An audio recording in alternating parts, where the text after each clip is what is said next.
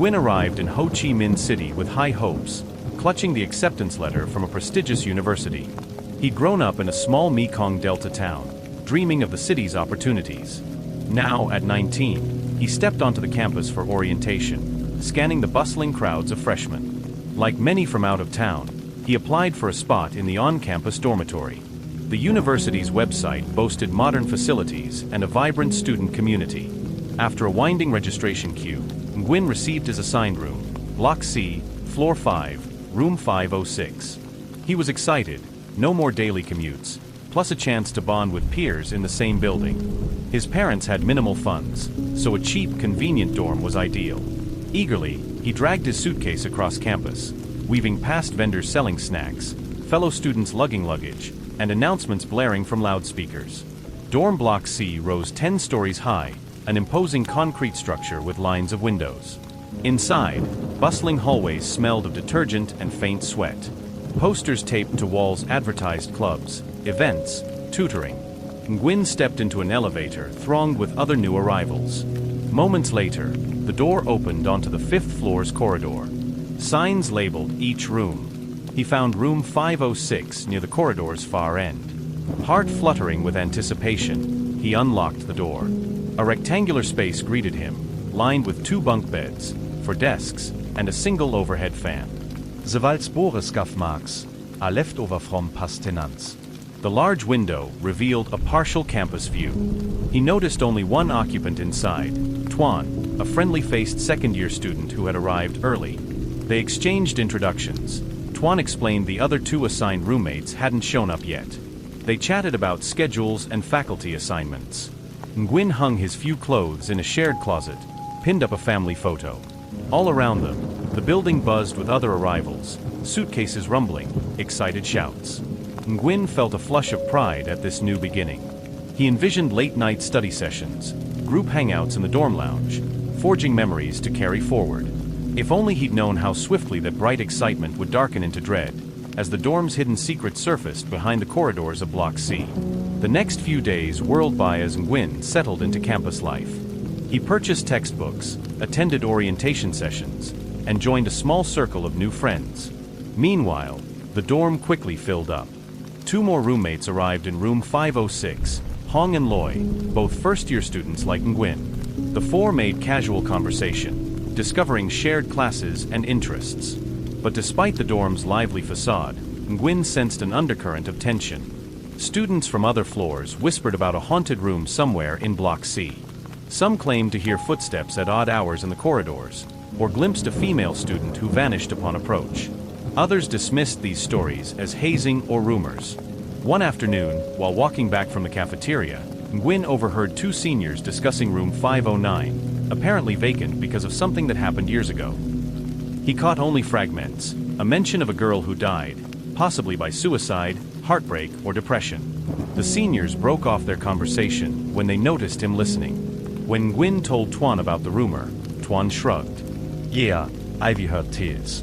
They say a girl in the old days ended her life in one of these rooms, and the staff quietly sealed it for a while. Hard to know what's true.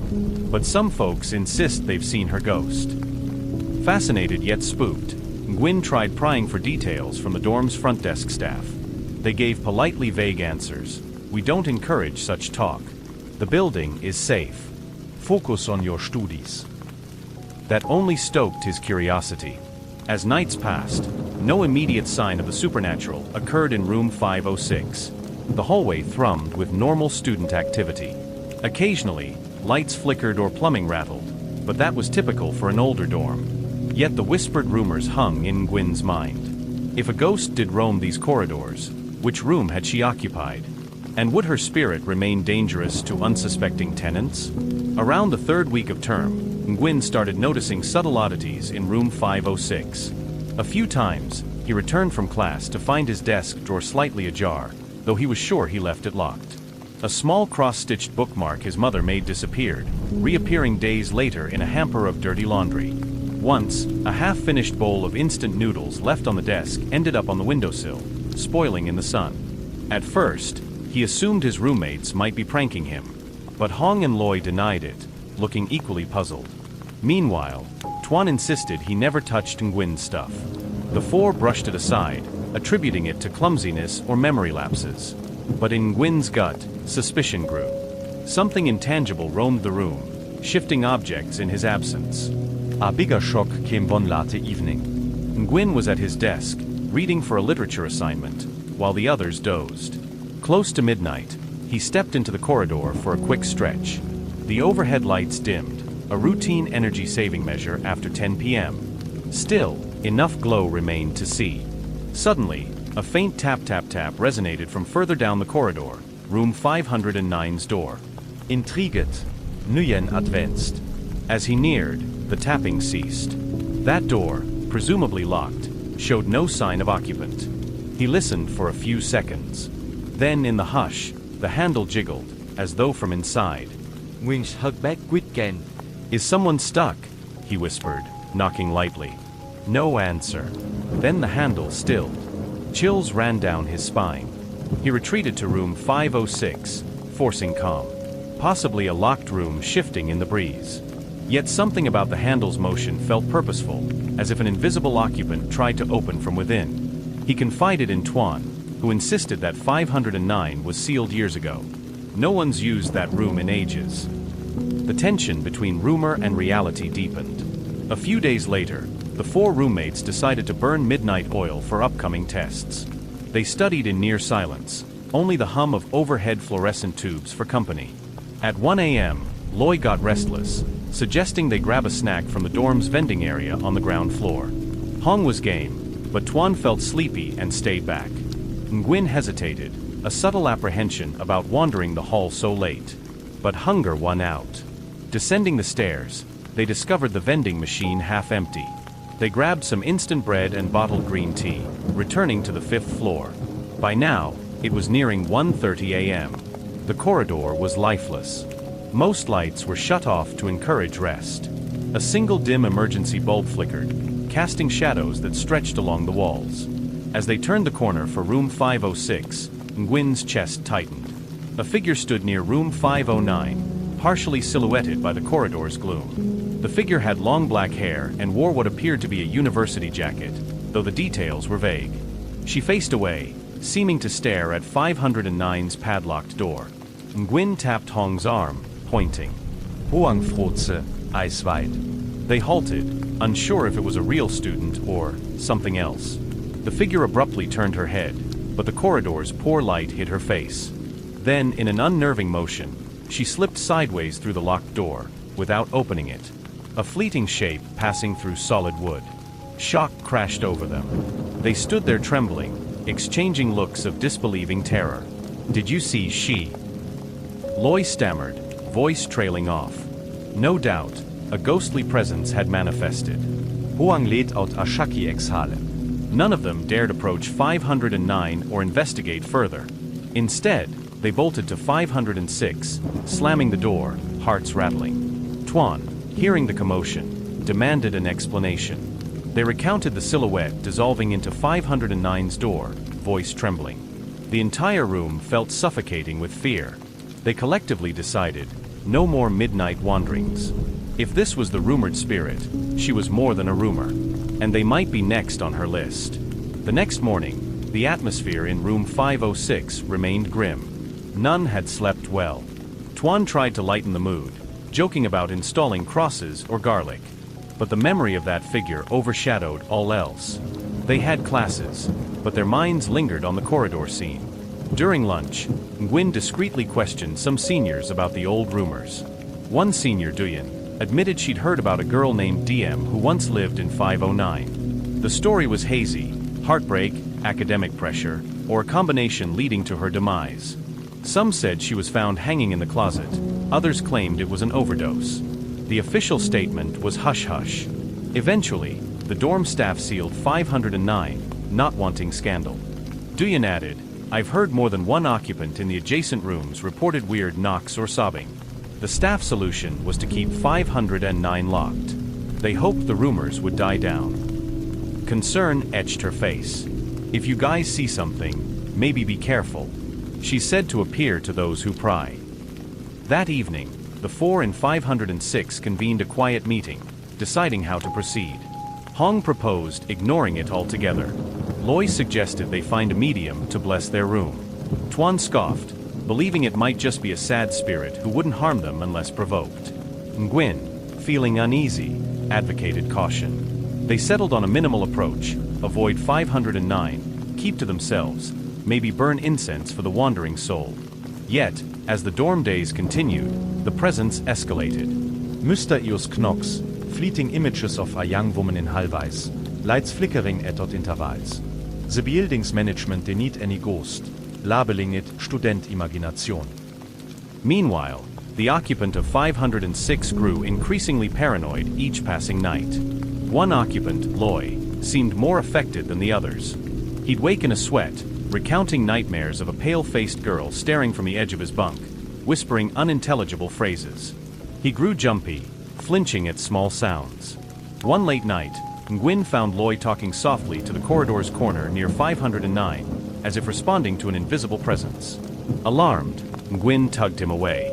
Loy snapped out of a trance, unable to recall what he was doing. Over the next days, Loy's appetite waned, his eyes grew shadowed. He sometimes refused to leave 506 for classes, claiming a headache. The others worried he was sinking under the spirit's influence. Hong suggested Loy see a campus counselor, but Loy brushed it off. "I'm just tired," he insisted, voice hollow. Meanwhile, small bizarre incidents continued. Once, they found a wet footprint trail across 500 and excess floor, leading nowhere. Another time, the window rattled in still air, as if hammered from outside. Tuan proposed they do a minor kung, or offering, to appease DM's spirit. That Sunday, the four pooled funds for fruit, incense, and a single white candle. At midday, they placed the items in the corridor near 509, whispering prayers. A handful of curious passers-by watched. The dorm staff scolded them lightly, telling them not to stir up stories. Loy trembled, staring at the locked door as though hearing an unseen voice calling from within. That evening, it seemed calmer, no knocks or apparitions. They dared to hope the offering sufficed. But in the darkest hour, Loy woke the entire room screaming, "She's here. She's choking me." The light flicked on, revealing no figure. Loy clutched his neck, tears streaming. The group realized their offering had failed to banish the spirit. Desperate for answers, the four concocted a risky plan. If the ghost was tethered to 509, perhaps discovering its secrets might help. They'd stealthily open that locked door, see if any item inside anchored the spirit. A hidden diary, perhaps. It was a gamble, trespassing plus meddling with the supernatural. Late one Friday, when the corridor was quiet, they gathered outside 509. Hong had borrowed a small lock-picking set from a resourceful friend. The padlock was old, rusted. It took him minutes of tense fiddling. All the while, they watched for staff or patrolling guards. Finally, a soft click, the padlock opened. Heart pounding, they pushed the door inward. A stale odor hit them, dust and disuse. By phone flashlights, they surveyed the interior, an abandoned dorm room with two bunk frames, a desk shoved aside, cobwebbed corners. A faint layer of mold clung to the walls. Tatat postas hung askef. In the gloom, an unsettling hush pressed upon them. They searched for anything personal. In a corner, they found a battered closet. Opening it, they discovered a few old notebooks with water damage. The pages were mostly unreadable. But inside one cover, faint handwriting read, DM Literature Major. The final pages showed scribbled lines, smudged. Phrases like, "I can't endure," and "he left me." The heartbreak was palpable even in partial fragments. As they leafed through, a chill breeze rustled the dusty curtains. Loy abruptly clutched his head, wincing. "She's here," he muttered, eyes glazed. The temperature dropped noticeably. The phone flashlights flickered. A sense of swirling presence filled the air. Terrified, they jammed the notebooks into a bag, deciding to flee. But the door slammed shut on its own, rattling. Hong yanked it open, and they stumbled into the corridor, panting, hastily relocking the padlock. None dared glance behind them. The sense that something tried to trap them inside 509 weighed on their minds. Loy looked pale, as if possessed by anguish not his own. After the incursion into 509, the supernatural incidents escalated in room 506. Each occupant endured nightmares, all about DM's final moments. They'd see her face contorted in tears, a rope or a handful of pills, or a vision of her standing at the window, eyes vacant. The nights became a waking terror. Loy's condition worsened. He spent hours muttering in corners, ignoring calls from home, skipping classes. At times, he'd stand by the corridor near 509, as if in a trance. The others dragged him away repeatedly. He refused to read the notebooks they found, claiming it's not ours to read. The dorm staff took notice of his odd behavior, recommending medical evaluation. But the building's management also grew more paranoid, suspecting the group's involvement in forcing open 509. Word spread among neighbors that 506 had meddled with the locked room. The staff threatened them with discipline if they continued fueling ghost rumors. One dreadful night, near 2 a.m., room 506 erupted in chaos. The overhead light flickered violently, then shattered, plunging the room into darkness. In that instant, an unearthly shriek resounded. Loy's bunk rattled. The others fumbled for phone lights. They found Loy pinned against the wall as though by invisible hands, mouth open in silent horror.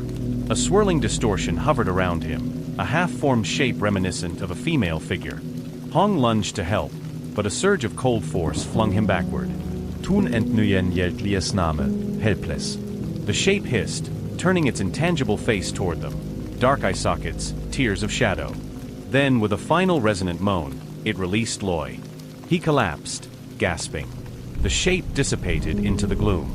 It took an hour for Loy to speak again, trembling, describing the ghost's voice in his head, commanding him to stay forever.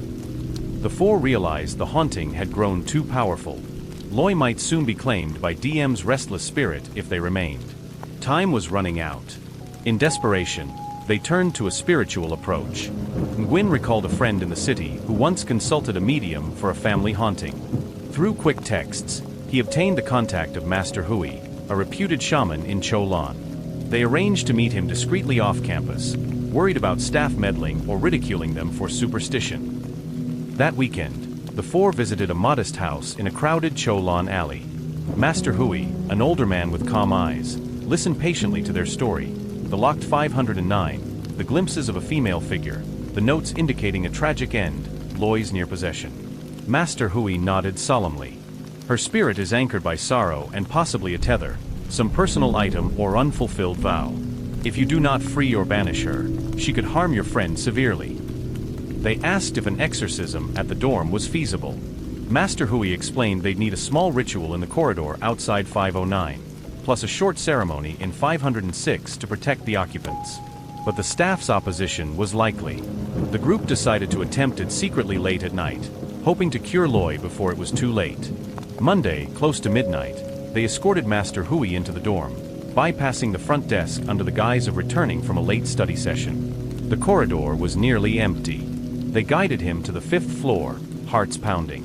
Master Hui carried a small bag containing incense, paper talismans, a bell, and a candle. He insisted Loy remain in 506 during the corridor portion, to avoid direct confrontation unless necessary. They arrived at 509's locked door. The corridor's overhead lights dimmed, as if anticipating a showdown. Master Hui spread a cloth on the floor, placing the candle, incense bowls, and a single talisman-laden wand. He began chanting quietly, calling for the spirit to appear or release its anguish. The candle's flame flickered, revealing swirling dust in the corridor's stale air. Tension mounted, each occupant's breath shallow. Suddenly, a violent Klang rattled 509's padlock. The door itself quivered. A frigid wind swept the corridor, snuffing half the candle flame. Master Hui's chanting grew louder, layering archaic Vietnamese phrases with Sino-Vietnamese incantations. The group huddled behind him, dread coiling in every nerve. From the shadows near 509, the silhouette materialized, DM's spirit, hair draping her face. In the flickering candlelight, they glimpsed her twisted expression, eyes drained of color, mouth parted in silent lament. She hovered a foot above the floor, arms trembling with withheld rage.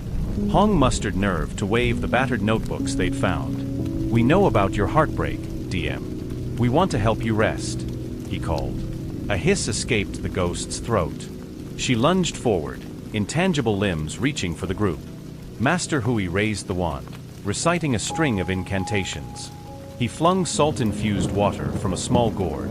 The droplets hissed in midair, striking the ghost's form. She reeled, unleashing a piercing wail that reverberated along the corridor. The overhead lights flickered wildly. Doors up and down the hall rattled, as if hammered by gale force wind. Inside Room 506, Lee hörte Kommotion, stumbling out. The moment DM's spirit sensed him, she redirected her fury, swirling in midair to face him. Loy locked eyes with that tortured face. He froze, enthralled, body quaking. She advanced, intangible fingers curling around his forearms, as though claiming him. Stop. Master Hui roared, chanting anew. He pressed a talisman to Loy's chest, forcibly pulling him back. The ghost let out another shriek, intangible herwipping. She lashed at Master Hui, pushing him to his knees. The candle flame nearly died. Nguyen, Thun, and Hoang sprang in, steadying Master Hui, praying or muttering words of comfort for dem soul. The ghost's form flickered, torn between anger and sorrow. A tear of inky darkness trailed down her cheek. Master Hui chanted a final exorcism phrase, voice echoing. The salt water splashed again, burning like acid to her intangible form. The corridor lights stuttered, then flared. With a last anguished moan, the ghost's figure warped, dissolving in swirling, smoky fragments. Loy collapsed to the ground, free from her hold. The corridor stilled, leaving them panting in the aftermath. The corridor stood silent. Master Hui exhaled, rising shakily. He believed DM's spirit had been banished or pacified, no longer clinging to Loy's life force. The group helped Loy back into room 506, wiping tears from his eyes. He murmured faint thanks, exhaustion etched on his face.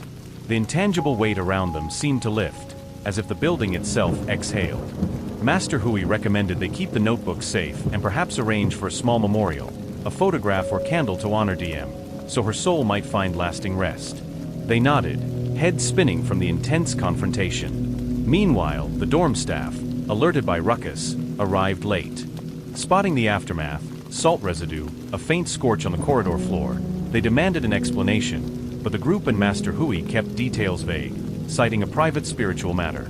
In the next days, Loy improved drastically, no longer waking in nightmares. The corridor at night felt less ominous. Some neighbors whispered about a huge commotion, but, lacking proof, the rumor fizzled. The dorm management scolded them mildly for performing suspicious acts, though no official punishment came. Possibly they realized the group had resolved a bigger issue quietly. Hong and Tuan, relieved, resumed normal routines. Nguyen, still spooked, maintained discreet prayers each evening. They continued living in 506 for the semester's remainder, without further manifestations. The locked door of 509 remained, but something about it felt dormant, no longer humming with malevolent energy.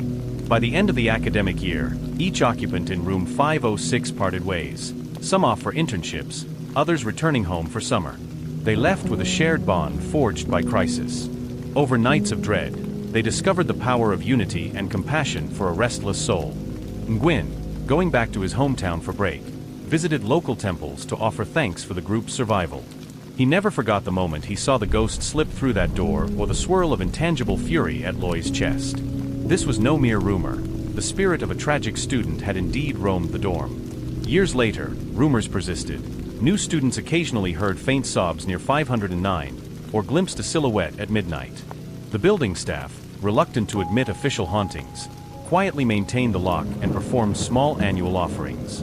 Perhaps Master Hui's ritual had calmed DM, but sorrowful echoes can linger. For Nguyen, reflecting on the experience taught him empathy. She was once one of us, a student struggling in the city. The tragedy of her end fueled haunting, but compassion and spiritual intervention eased her torment. In subtle ways, it shaped how he approached life challenges. No locked door or rumor, however forbidding, need remain sealed forever if approached with understanding, humility, and a willingness to help a lost soul find peace.